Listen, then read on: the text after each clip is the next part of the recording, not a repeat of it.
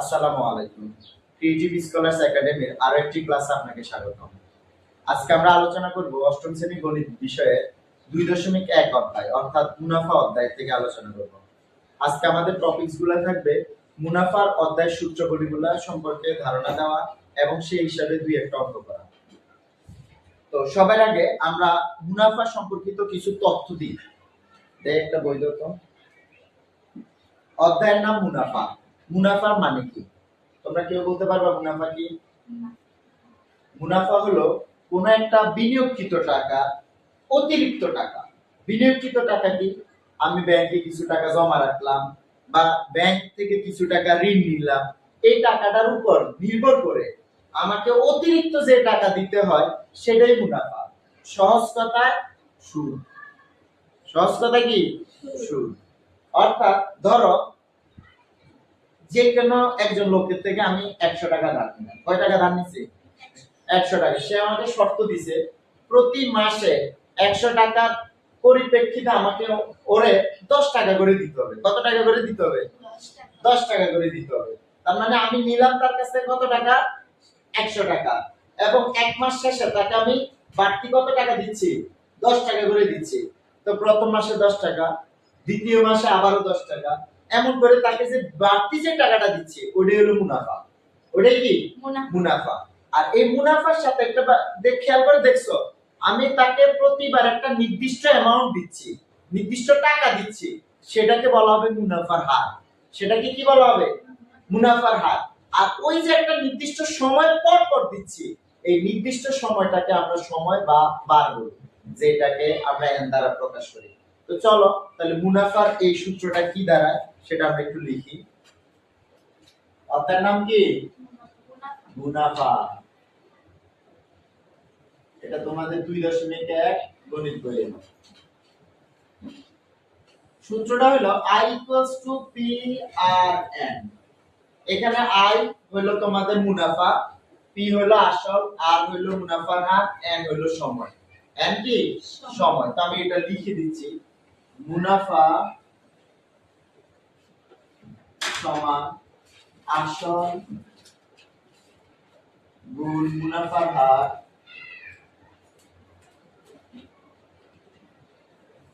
গুণ সময়।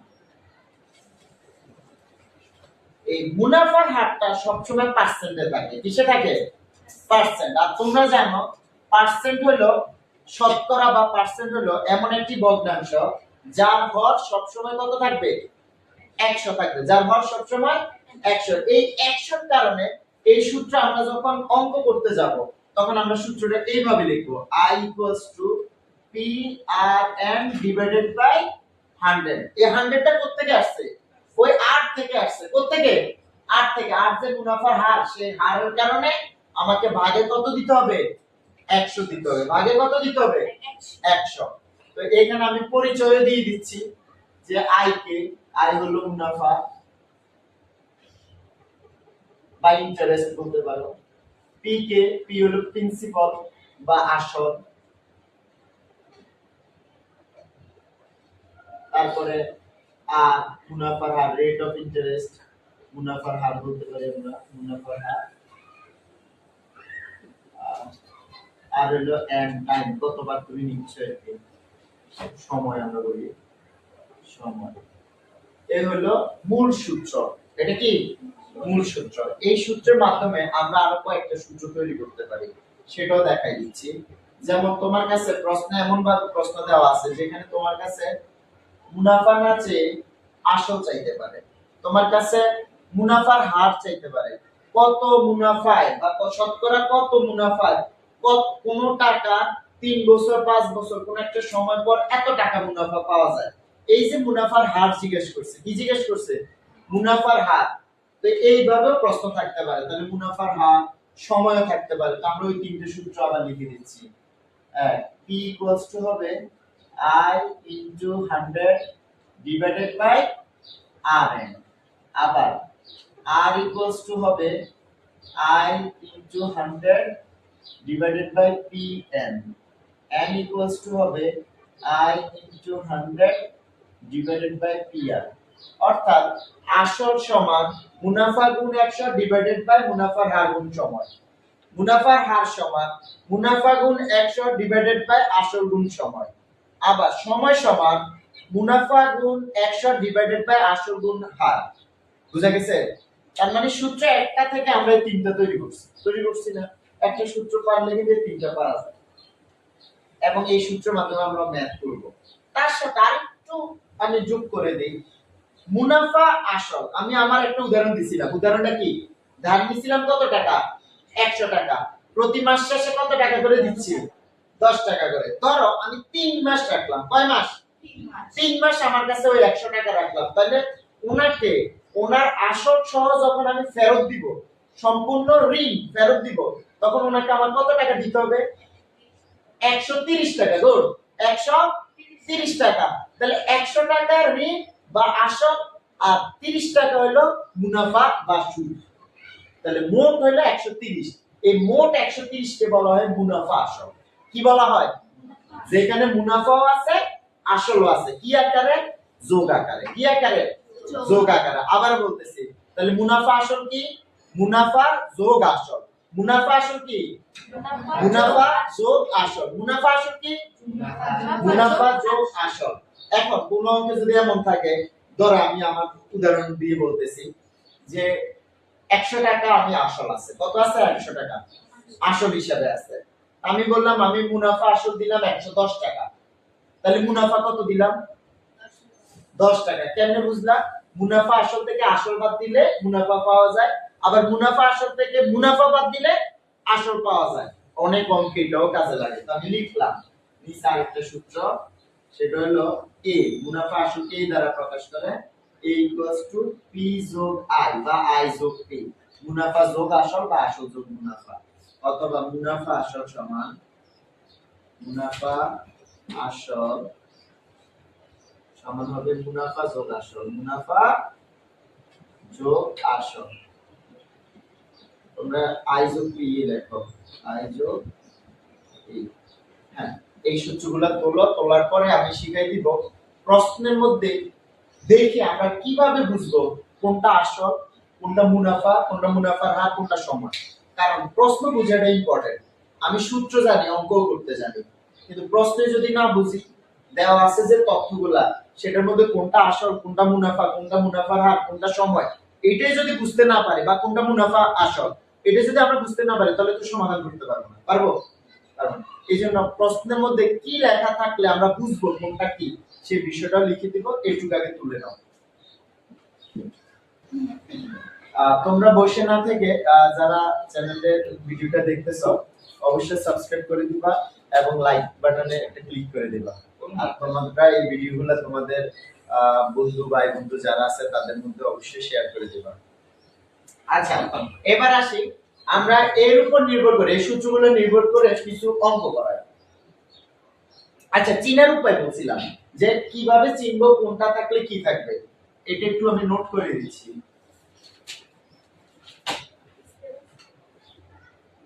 দেখো, আসল চিনার উপায় কি?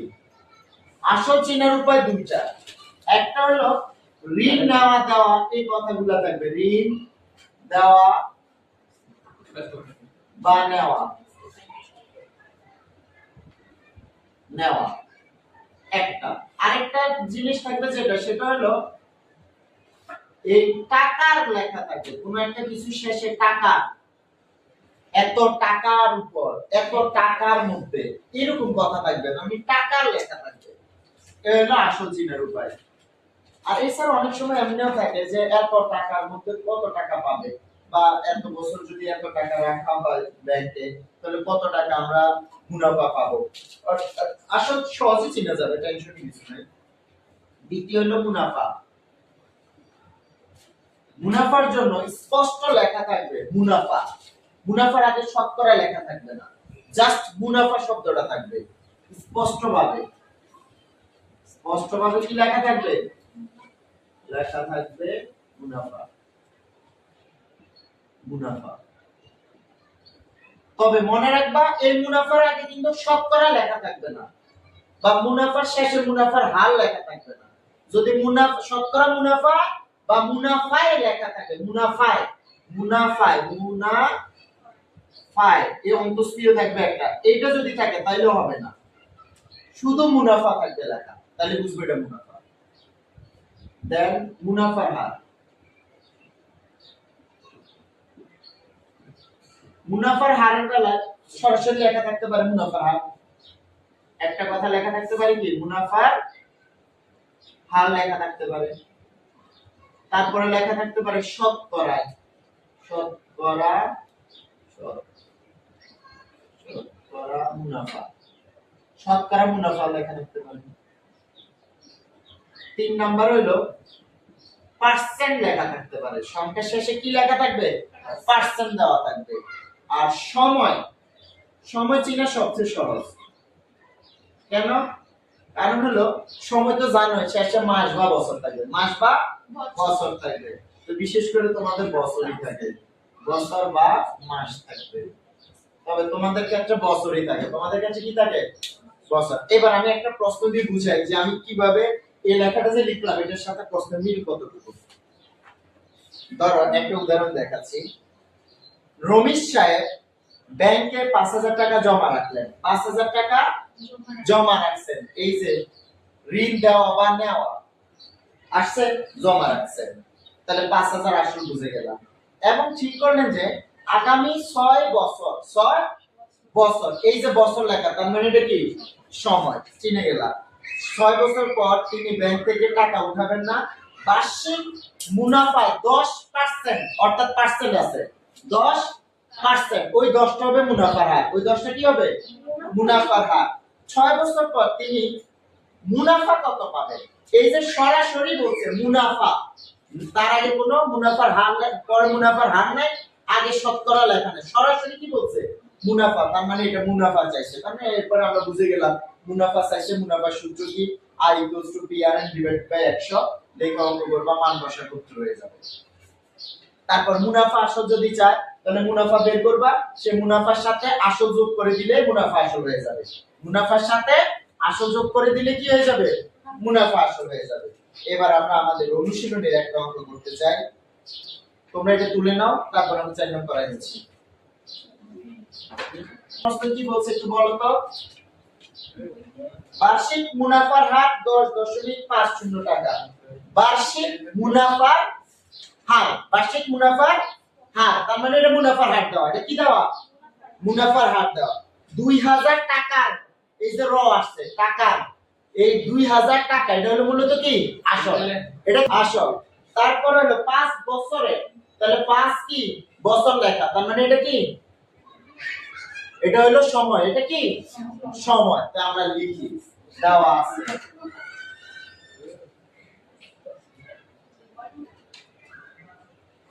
এটা হলো 4 নাম্বার, দেওয়া আছে মুনাফার হার,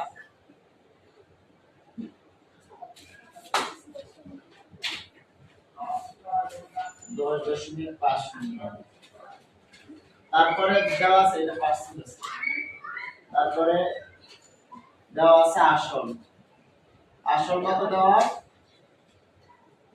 2000, কত দেওয়া 2000 টাকা।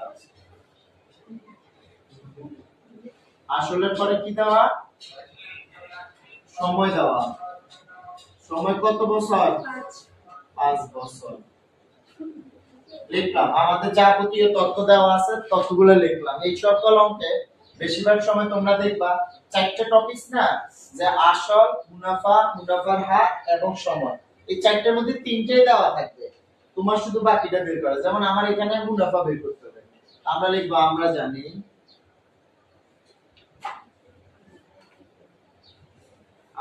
কি জানো তোমরা, I = PRN, আচ্ছা এটা আমরা ডাইরেক্ট সূত্র হিসেবে লিখি, PRN ডিভাইডেড বাই 100, তাহলে I মুনাফা, তাহলে P এর জায়গায় লেখো কত 2000, R এর জায়গায় 10.50, আর আবার বলি N এর জায়গায় কত 5 বছর ডিভাইডেড বাই 100, কাটাকাটি করো, এবার গুণ দাও, 20 গুণ 5, 5 20 কত রে 100 দিয়ে এটা গুণ করলে 10 গুণ করে 500 টাকা। আর তোমরা ক্যালকুলেটর গুণ করে দেখতে পারো। তাহলে আমরা মুনাফা কত পাইছি? সুতরাং মুনাফা 1050 টাকা। আর একটা কথা বলে দিই, এই প্রশ্নে যদি তোমাদেরকে বলতো এই 5 বছর পরে মুনাফা আসল কত পাবে, তাহলে আমরা আগে মুনাফাটা বের করতাম, দেন আসলের সাথে যোগ করে দিতাম। তাহলে আসল আর মুনাফা যোগ করলে মুনাফা আসল হয়ে যায়, তাহলে হয়ে যেত 3050 টাকা। বুঝতে পারছি? ইজি না অঙ্কগুলা? এইটাই থাকবে আজকে। আগামী ক্লাসে আমি তোমাদেরকে 6 7 8 5 6 7 8 এই চারটি অঙ্ক করাই দিব। এর মধ্যে তোমরা 5 নাম্বার বাসায় করার চেষ্টা করবা। তো আমি একটু হিন্টস দিয়ে দিচ্ছি। এখানে লেখা আছে বার্ষিক মুনাফা শতকরা 10 টাকা থেকে কমে 8 টাকা হইলো। তাহলে কত টাকা কমছে? 2 টাকা কমছে। তার মানে মুনাফার হারটা দিবা 2, মুনাফার হার কত দিবা? 2। আর 3000 টাকা তার মানে 3000 আসো, 3 বছর তার মানে 3 হলো সময়, মুনাফা বের করলে হয়ে যাবে অঙ্ক। আশা করি এই সূত্র দিয়ে করবা। শুধু মুনাফার হারের জায়গায় 10 বিয়োগ 8 দিবা, যেহেতু কমে গেছে তাহলে মুনাফাও কমে যাবে। বুঝাইতে পারছি তো স্যারে? ভালো থাকবা, সুস্থ থাকবা এবং সূত্র বুঝে অঙ্ক করার চেষ্টা করবা। আর তোমরা যারা মোবাইলে বা টিভিতে দেখতেছো, তোমরা অবশ্যই প্র্যাকটিস করবা এবং কোনো কিছু যদি জানার থাকে তাহলে আমাকে অবশ্যই কমেন্ট করে জানাবা। আর চ্যানেলটিকে অবশ্যই সাবস্ক্রাইব করে দিবা। সবাইকে অসংখ্য ধন্যবাদ। ভালো থাকবা, সুস্থ থাকবা। আল্লাহ হাফেজ।